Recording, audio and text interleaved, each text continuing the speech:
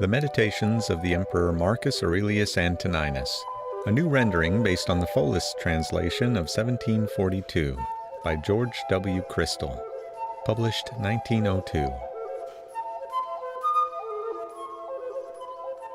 Book 11.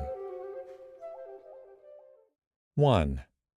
These are the characteristics of the rational soul. It beholds itself. It regulates itself in every part. It fashions itself as it wills. The fruit it bears itself enjoys, whereas the products of plants and of the lower animals are enjoyed by others. It reaches its individual end, wheresoever the close of life may overtake it. In a dance or an actor's part, any interruption spoils the completeness of the whole action. Not so with the rational soul. At whatever point in its action, or wheresoever it is overtaken by death, it makes its part complete and all-sufficient, so that it can say, "I have received what is mine." Also, it ranges through the whole universe, and the void around it, and discerns its plan. It stretches forth into limitless eternity, and grasps the periodical regeneration of all things, seeing and comprehending that those who come after us will see nothing new, and that those that went before saw no more than we have seen. Nay, a man of 40, of any tolerable understanding, has, because of the uniformity of things, seen in a manner all that has been or will be. Characteristic of the rational soul also are love to all around us, truth, modesty, and respect for itself above all other things, which is characteristic also of the general law. Thus there is no discordance between right reason and the reason of justice. 2. You will think little of a pleasing song, a dance, or a gymnastic display, if you analyze the melody into its separate notes, and ask yourself regarding each, "Does this impress me?" You will blush to own it. And so also if you analyze the dance into its single motions and postures, and if you similarly treat the gymnastic display. In general, then, except as regards virtue and virtuous action, remember to recur to the constituent parts of things, and by dissecting to despise them, and transfer this practice to life as a whole. 3. How happy is the soul that stands ready to part from the body when it must, and either to be extinguished or to be scattered, or to survive. But let this readiness arise from individual judgment, not from mere obstinacy, as with the Christians, but deliberately, with dignity, and with no affected air of tragedy, so that others may be led to a like disposition. 4. Have I done anything for the common good? Is not this itself my advantage? Let this thought be ever with you, and desist not. 5. What is your art? Well-doing. And how else can this come than from sound principles regarding nature as a whole, and the constitution of man in particular? 6. First of all, tragedy was introduced to remind us that certain events happen, and are fated to happen as they do, and to teach us that what entertains us on the stage should not grieve us in the greater stage of the world. You see that such things must be accomplished, and that even they bore them who cried aloud, "O Citharon!" Our dramatic poets have said some excellent things, especially the following. "Me and my children, if the gods neglect, it is for some good reason." And again, "Vain is all anger at external things," and "To reap our life like ears of ripened corn," and the like. And after tragedy came the old comedy, using a schoolmaster's freedom of speech, and employing plain language with great profit to inculcate the duty of humility. To this end, Diogenes used a method much the same. Next, consider the nature of the middle comedy. And lastly, for what purpose the new was introduced, which gradually degenerated into mere ingenuity of artificial mimicry. It is well known that some useful things were said by the new comic writers, But what useful end had they in view in all their accumulated poetry and playmaking? 7. How manifest it is that no other course of life was more adapted to the practice of philosophy than that which is now yours. 8. A branch cut off from its adjacent branch must necessarily be severed from the whole tree. Even so, a man, parted from any fellow man, has fallen away from the whole social community. Now a branch is cut off by some external agency, but a man, by his own action, separates himself from his neighbor, by hatred and aversion, unaware that he has thus torn himself away from the universal polity. Yet there is always given us the good gift of Zeus, who founded the great community, whereby it is in our power to be re-engrafted on our kind, and to become once more natural parts completing the whole. Yet the frequent happening of such separations makes the reunion and restoration of the separated member more and more difficult. And in general, a branch which has grown from the first upon a tree and remained a living part of it is not like the one which has been cut and re-engrafted. As the gardeners would say, they are of the same growth, but of different persuasion. 9. As those who oppose you in the path of right reason have no power to divert you from sane action, so let them not turn you away from amenity towards themselves. Be watchful alike to persist in stable judgment and action, and in meekness towards those who would hinder or otherwise molest you. It is equally weak to grow angry with them or to desist from action and submit to defeat. Both are equally deserters. He who runs away and he who refuses to stand by friend and kinsman. 10. Nature cannot be inferior to art. The arts are but imitations of nature. If this be so, that nature, which is the most perfect and comprehensive of all, cannot be inferior to the best artistic skill. Now all arts use inferior material for higher purposes. So also, then, does universal nature. Hence, the origin of justice, from which again the other virtues spring. Justice cannot be preserved if we are solicitous about things indifferent, if we are easily deceived, rash, and changeable. 11. If those things, the pursuit and avoidance of which trouble you, come not to you, but as it happens you go to them, then let your judgment be at peace concerning them. They will remain motionless, and you will no more be seen pursuing or avoiding them. 12. The sphere of the soul attains to perfect shape when it neither expands to what is without, nor contracts upon what is within, neither wrinkles nor collapses, but shines with a radiance whereby it discerns the truth of all things, both without itself and within. 13. Does any man contempt me? Let him look to that, and let me look to it that I be found doing or saying nothing worthy of his contempt. Does anyone hate me? That is his affair. I shall be kind and good-natured to everyone, and ready to show his mistake to him that hates me, not in order to upbraid him or to make a show of my patience, but from genuine goodness, like Phocion, if he indeed was sincere. Your inward character should be such that the gods may see you neither angry nor repining at anything.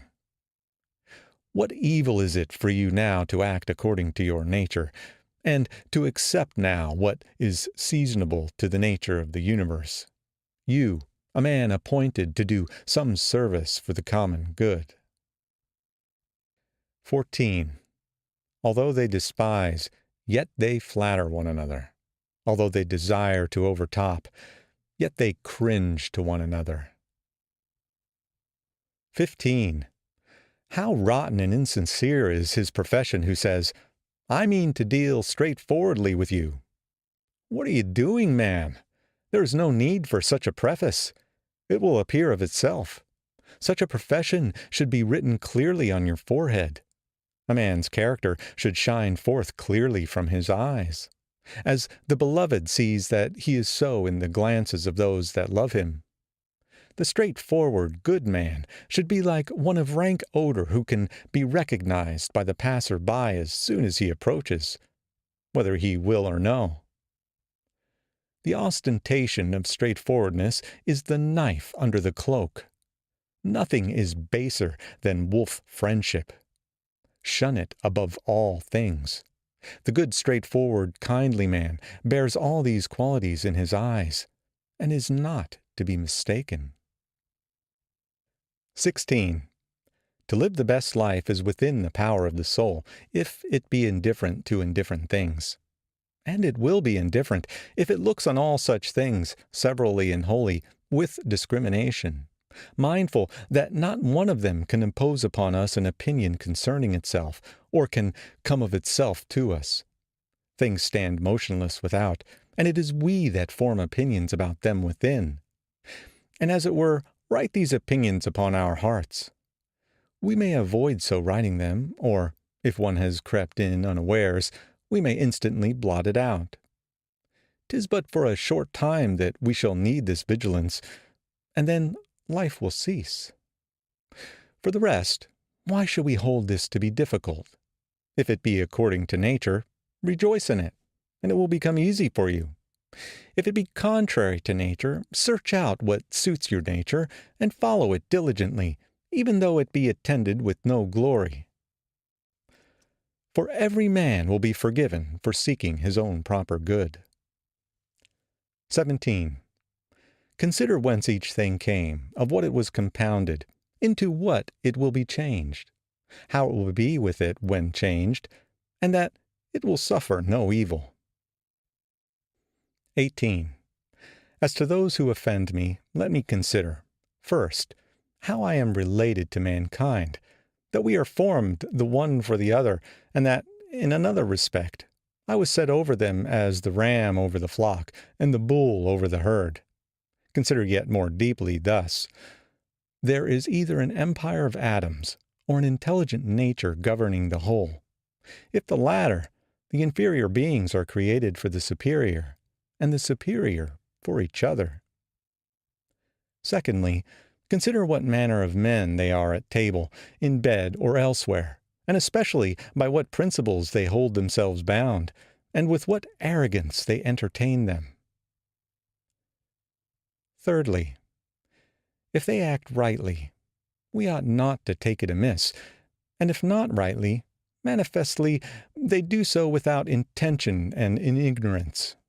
For no soul is willingly deprived of truth, or of the faculty of treating every man as he deserves. Accordingly, men are grieved to be called unjust, ungrateful, greedy, and, in short, sinners against their neighbors. Fourthly, if you yourself do often sin, and are no better than another, and if you abstain from certain sins, still you have the disposition to commit them, even if through cowardice, fear for your character, or other meanness, you hold back. Fifthly, you cannot even be perfectly sure that wrong has been done, for many things admit of justification, and generally speaking, a man must have learned much before he can pronounce surely upon the conduct of others. Sixthly, when you are vexed or worried over much, remember that man's life is but for a moment, and that in a little we shall all be laid to rest. Seventhly, it is not the acts of others that disturb us. Their actions reside in their own souls. Our own opinions alone disturb us. Away with them, then. Will that you entertain no thought of calamity befalling you, and the anger is gone. But how remove them? By reasoning that there is no dishonor. For if you hold not that dishonor alone is evil, verily you must fall into many crimes. You may become a robber, or any sort of villain. Eighthly, how much worse evils we suffer from anger and grief about certain things, than from the things themselves about which these passions arise. Ninthly, Meekness is invincible, if it be genuine, without simper or hypocrisy. For what can the most insolent of men do to you, if you persist in civility towards him? And if occasion offers, admonish him gently and deliberately. Show him the better way at the very moment that he is endeavoring to harm you. Nay, my son, we were born for something better. No hurt can come to me. It is yourself you hurt, my son. And point out to him delicately, and as a general principle, how the matter stands, that bees and other gregarious animals do not act like him. But this must be done without irony or reproach, rather with loving kindness and no bitterness of spirit. Not as though you were reading him a lesson, or seeking admiration from any bystander, but as if you designed your remarks for him alone, though others may be present. Remember these 9 precepts as gifts received from the Muses, and begin now to be human for the rest of your life. Beware equally of being angry with men and of flattering them. Both are unsocial and lead to mischief. In all anger, recollect that wrath is not becoming to a man, but that meekness and gentleness, as they are more human, are also more manly. Strength and nerves and courage are the portion of the meek and gentle man, and not of the irascible and impatient. For the nearer a man attains to freedom from passion, the nearer he comes to strength. A weak man in grief is like a weak man in anger. Both are hurt, and both give way. If you want a 10th gift from the leader of the Muses, take this. To expect the wicked not to sin is madness. It is to expect an impossibility. But to allow them to injure others, and to forbid them to injure you, is foolish and tyrannical. 19. There are 4 states of the soul against which you must continually and especially be upon your guard, and which, when detected, should be effaced by remarking thus of each. This thought is unnecessary. This tends to social dissolution. You cannot say this from your heart, and to speak otherwise than from the heart you must regard as the most absurd conduct. And fourthly, whatever causes self-reproach is an overpowering or subjection of the diviner part within you to the less honorable and mortal part, the body, and to its grosser tendencies. 20. The serial and igneous parts of which you are compounded, although they naturally tend upwards, nevertheless obey the general law of the universe and are retained here in composition. The earthy and humid parts of you, though they naturally tend downwards, are nevertheless supported and remain where they are, although not in their natural situation. Thus the elements, wheresoever placed by the superior power, obey the whole, waiting till the signal shall sound again for their dissolution. Is it not grievous that the intellectual part alone should be disobedient and fret at its function? Yet is no violence done to it, nothing imposed contrary to its nature. Still it is impatient and tends to opposition, for all its tendencies towards injustice, debauchery, wrath, sorrows, and fears are so many departures from nature. And when the soul frets at any particular event, it is deserting its appointed station. It is formed for holiness and piety towards God no less than for justice. These last are branches of social goodness even more venerable than the practice of justice. 21. He whose aim in life is not always one and the same cannot himself be one and the same through his whole life. But singleness of aim is not sufficient, unless you consider also what that aim ought to be. For as there is not agreement of opinion regarding all those things which are reckoned good by the majority, but only as regards some of them, such as are of public utility, so your aim should be social and political. For he alone who directs all his personal aims to such an end can reach a uniform course of conduct, and thus be ever the same man. 22. Remember the country mouse and the town mouse, and how the latter feared and trembled. 23. Socrates called the maxims of the vulgar hobgoblins, bogies to frighten children. 24. The Spartans at their public shows set seats for strangers in the shade, but sat themselves where they found room. 25. Socrates made this excuse for not going to Perdiccas upon his invitation: lest I should come to the worst of all ends by receiving favors which I could not return. 26. In the writings of the Ephesians there is a precept frequently to call to the remembrance some of those who cultivated virtue of old. 27. The Pythagoreans recommended that we should look at the heavens in the morning, to put us in mind of beings that go on doing their proper work uniformly and continuously, and of their order, purity, and naked simplicity. For there is no veil upon a star. 28. Think of Socrates clad in a skin when Xantippe had taken his cloak and gone out, and what he said to his friends who were ashamed and who would have left him when they saw him dressed in such an extraordinary fashion. 29. In writing and reading you must be led before you can lead. Much more is this so in life. 30. Yourself a slave, your speech cannot be free. 31. And my heart laughed within me. 32. Virtue herself they blame with harshest words. 33.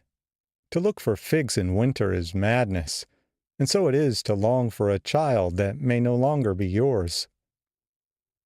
34. Epictetus said that when you kiss your child, you should whisper within yourself, "Tomorrow perhaps he may die." Ill-omened words, say you. The words have no evil omen, says he, but simply indicate an act of nature. Is it of evil omen to say, "The corn is reaped"? 35. The green grape, the ripe cluster, the dried grape, are all changes, not into nothing, but into that which is not at present. 36. No man can rob you of your liberty of action, as has been said by Epictetus. 37. He tells us also that we must find out the true art of assenting, and in treating of our impulses, he says that we must be vigilant in restraining them, that they may act with proper reservation, with public spirit, with due sense of proportion. Also, that we should refrain utterly from sensual passion, and not be restive in matters where we have no control. 38. The contention is not about any chance matter, said he, but as to whether we are insane or sane. 39. What do you desire, says Socrates, to have the souls of rational beings or of irrational? Rational. Rational of what kind? Virtuous or vicious? Virtuous. Why then do you not seek after such souls? Because we have them already. Why then do you fight and stand at variance? End of Book 11.